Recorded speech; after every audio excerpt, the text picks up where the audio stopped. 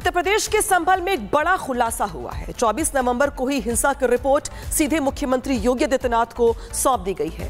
इस रिपोर्ट में दंगे की कहानी के अलावा जिस तरीके से साल दर साल डेमोग्राफी चेंज हुई, उसका खतरनाक सच भी इस रिपोर्ट में दर्ज करवाया गया है। ये रिपोर्ट सामने आने के बाद रिपब्लिक की टीम संभल पहुंची, जहां पर वहां बचे खुचे हिंदुओं ने पलायन को लेकर खौफनाक गवाही दी है। सुनवाते हैं आपको।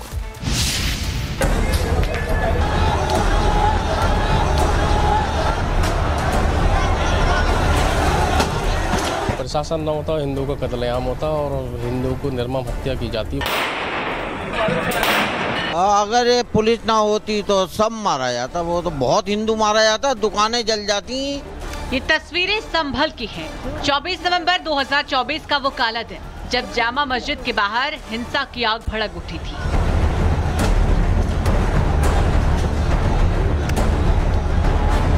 पुलिस पर पत्थर बरसे थे, नकाबपोश भीड़ कहर बरपा रही थी, गाड़ियों को आग के हवाले कर दिया जा रहा था और पूरा इलाका दंगाइयों की गिरफ्त में था।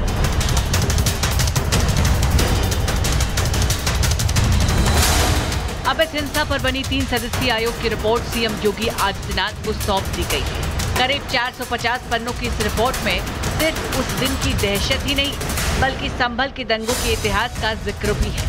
कब कब दंगे हुए, किस तरह से साजिशें रची गई, सब विस्तार से बताया गया है। सबसे चौंकाने वाला है, रिपोर्ट में सामने आया संभल का डेमोग्राफिक बदलाव।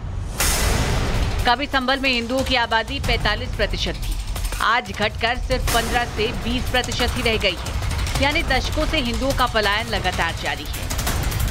रिपब्लिक भारत से बातचीत में स्थानीय लोगों ने ये भी सच बताया, संभल में आज भी लोग डर में जी रहे हैं। कई लोग पलायन कर चुके हैं और जो बचे हैं वो भी प्रशासन की मौजूदगी पर ही टिके हुए हैं। 78 में हुआ था बलवा हमारे, तो 78 में झगड़ा हुआ था। जब से तो जो है ये समझ लीजिए हमारा जो है पलायन का ही मन कर दिया था। बहुत जने घर में चले गए, यहाँ से जो है 2-3 ही घर रह गए हमारे ना। तो अगर ये पुलिस ना होती तो सब मारा जाता, वो तो बहुत हिंदू मारा जाता, दुकानें जल जाती। और ये समझ लो यहाँ पर आदमी जो है जो जिंदा भी रहा था वो बाहर चला जाता है। यहाँ से क्या करता, रोजगार नहीं, कुछ नहीं होता। तो यहाँ पे अरे बहुत भीड़ थी, इतनी भीड़ को कौन संभाल लेता। लोगों ने बताया कि 24 नवंबर को हजारों की भीड़ किसी भी कीमत पर हिंसा फैलाने पर उतारू थी। यदि शासन प्रशासन ये नहीं होता उस दिन तो ये 15 की जगह 5% रह जाता। और उनके जो टारगेट थे सारे, ये सारा हिंदू परिवार होता है। अभी भी लोग पलायन कर रहे हैं। हाँ, अब भी पलायन कर रहे हैं। प्रशासन न होता, हिंदू का कत्लेआम होता और हिंदू को निर्मम हत्या की जाती। वो तो प्रशासन का, योगी जी की सरकार का बहुत बहुत धन्यवाद बोलता हूँ मैं कि अगर सरकार ने ये कदम नहीं उठाया होता तो हिंदू के घर में आगजनी होती और हिंदू यहाँ से पलायन की स्थिति में जो 15% है वो घटकर आबादी और कम हो जाती। अभी भी डर का माहौल है। अभी भी डर का माहौल है। अब डरे सहमे से ही है बहुत। अब क्या होगा भविष्य में, सरकार आज योगी जी की सरकार है, किसी और की सरकार आती है तो ये लोग टारगेट ही करते हैं। संभल दंगे की रिपोर्ट पर कानूनी मोर्चे से भी बड़ी प्रतिक्रिया आई। एडवोकेट विष्णु शंकर जैन ने कहा कि संभल में कई सालों से डेमोग्राफिक बदलाव हो रहा है, हिंदुओं का पलायन हुआ है और हरिहर मंदिर के सर्वे के वक्त हिंसा साजिश के तहत भड़काई गई।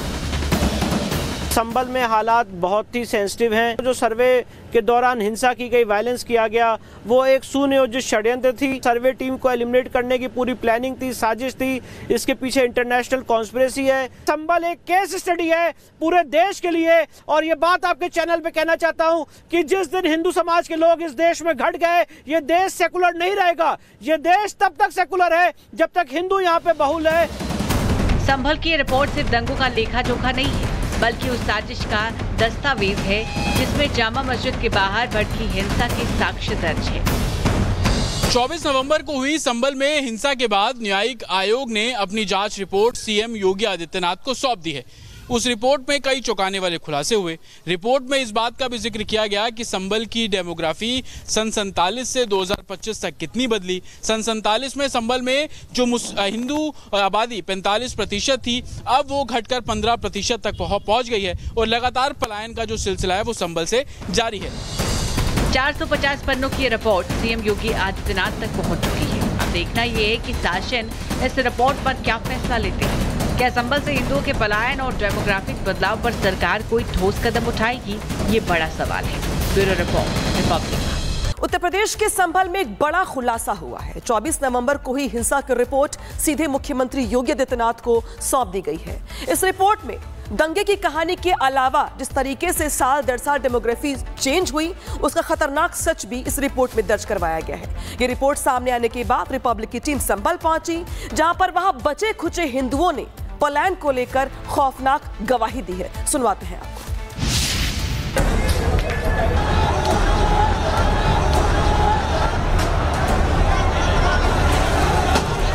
प्रशासन न होता, हिंदू का कत्लेआम होता और हिंदू को निर्मम हत्या की जाती। अगर ये पुलिस ना होती तो सब मारा जाता, वो तो बहुत हिंदू मारा जाता, दुकानें जल जाती। ये तस्वीरें संभल की हैं। 24 नवंबर 2024 का वो काला दिन, जब जामा मस्जिद के बाहर हिंसा की आग भड़क उठी थी।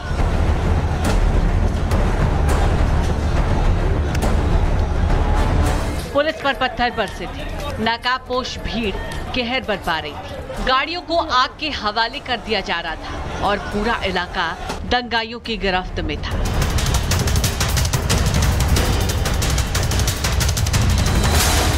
अब इस हिंसा पर बनी 3 सदस्यीय आयोग की रिपोर्ट सीएम योगी आदित्यनाथ को सौंप दी गई है। करीब 450 पन्नों की इस रिपोर्ट में सिर्फ उस दिन की दहशत ही नहीं, बल्कि संभल के दंगों के इतिहास का जिक्र भी है। कब कब दंगे हुए, किस तरह से साजिशें रची गई, सब विस्तार से बताया गया है। सबसे चौंकाने वाला है, रिपोर्ट में सामने आया संभल का डेमोग्राफिक बदलाव।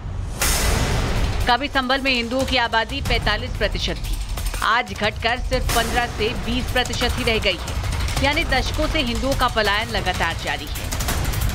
रिपब्लिक भारत से बातचीत में स्थानीय लोगों ने ये भी सच बताया, संभल में आज भी लोग डर में जी रहे हैं। कई लोग पलायन कर चुके हैं और जो बचे हैं वो भी प्रशासन की मौजूदगी पर ही टिके हुए हैं। 78 में हुआ था बलवा हमारे, तो 78 में झगड़ा हुआ था। जब से तो जो है ये समझ लीजिए हमारा जो है पलायन का ही मन कर दिया था। बहुत जने घर में चले गए, यहाँ से जो है 2-3 ही घर रह गए हमारे। ना तो अगर ये पुलिस ना होती तो सब मारा जाता, वो तो बहुत हिंदू मारा जाता, दुकानें जल जाती। और ये समझ लो यहाँ पर आदमी जो है जो जिंदा भी रहा था वो बाहर चला जाता यहाँ से। क्या करता, रोजगार नहीं, कुछ नहीं होता तो यहाँ पे। अरे बहुत भीड़ थी, इतनी भीड़ को कौन संभाल लेता। लोगों ने बताया कि 24 नवंबर को हजारों की भीड़ किसी भी कीमत पर हिंसा फैलाने पर उतारू थी। यदि शासन प्रशासन ये नहीं होता उस दिन तो ये 15 की जगह पे 5% रह जाता। और उनके जो टारगेट थे सारे, ये सारा हिंदू परिवार होता है। अभी भी लोग पलायन कर रहे हैं। हाँ, अब भी पलायन कर रहे हैं। प्रशासन न होता, हिंदू का कत्लेआम होता और हिंदू को निर्मम हत्या की जाती। वो तो प्रशासन का, योगी जी की सरकार का बहुत बहुत धन्यवाद बोलता हूँ मैं, कि अगर सरकार ने ये कदम नहीं उठाया होता तो हिंदू के घर में आगजनी होती और हिंदू यहाँ से पलायन की स्थिति में जो 15% है वो घटकर आबादी और कम हो जाती। अभी भी डर का माहौल है। अभी भी डर का माहौल है। अब डरे सहमे से ही है बहुत। अब क्या होगा भविष्य में, सरकार आज योगी जी की सरकार है, किसी और की सरकार आती है तो ये लोग टारगेट ही करते हैं। संभल दंगे की रिपोर्ट पर कानूनी मोर्चे से भी बड़ी प्रतिक्रिया आई। एडवोकेट विष्णु शंकर जैन ने कहा कि संभल में कई सालों से डेमोग्राफिक बदलाव हो रहा है, हिंदुओं का पलायन हुआ है और हरिहर मंदिर के सर्वे के वक्त हिंसा साजिश के तहत भड़काई गई। संभल में हालात बहुत ही सेंसिटिव हैं। जो सर्वे के दौरान हिंसा की गई, वायलेंस किया गया, वो एक सुनियोजित षड्यंत्र थी। सर्वे टीम को एलिमिनेट करने की पूरी प्लानिंग थी, साजिश थी। इसके पीछे इंटरनेशनल कॉन्स्पिरेसी है। संभल एक केस स्टडी है पूरे देश के लिए। और ये बात आपके चैनल पे कहना चाहता हूँ कि जिस दिन हिंदू समाज के लोग इस देश में घट गए, ये देश सेकुलर नहीं रहेगा। ये देश तब तक सेकुलर है जब तक हिंदू यहाँ पे बहुल है। संभल की रिपोर्ट सिर्फ दंगों का लेखा जोखा नहीं है, बल्कि उस साजिश का दस्तावेज है जिसमें जामा मस्जिद के बाहर भड़की हिंसा के साक्ष्य दर्ज है। 24 नवंबर को हुई संभल में हिंसा के बाद न्यायिक आयोग ने अपनी जांच रिपोर्ट सीएम योगी आदित्यनाथ को सौंप दी है। उस रिपोर्ट में कई चौंकाने वाले खुलासे हुए। रिपोर्ट में इस बात का भी जिक्र किया गया कि संभल की डेमोग्राफी सन 47 से 2025 तक कितनी बदली। सन 47 में संभल में जो हिंदू आबादी 45% थी, अब वो घटकर 15% तक पहुंच गई है और लगातार पलायन का जो सिलसिला है वो संभल से जारी है। 450 पन्नों की रिपोर्ट सीएम योगी आदित्यनाथ तक पहुंच चुकी है। अब देखना ये है कि शासन इस रिपोर्ट पर क्या फैसला लेते हैं। क्या संभल से हिंदुओं के पलायन और डेमोग्राफिक बदलाव पर सरकार कोई ठोस कदम उठाएगी, ये बड़ा सवाल है। Bureau report, Republic.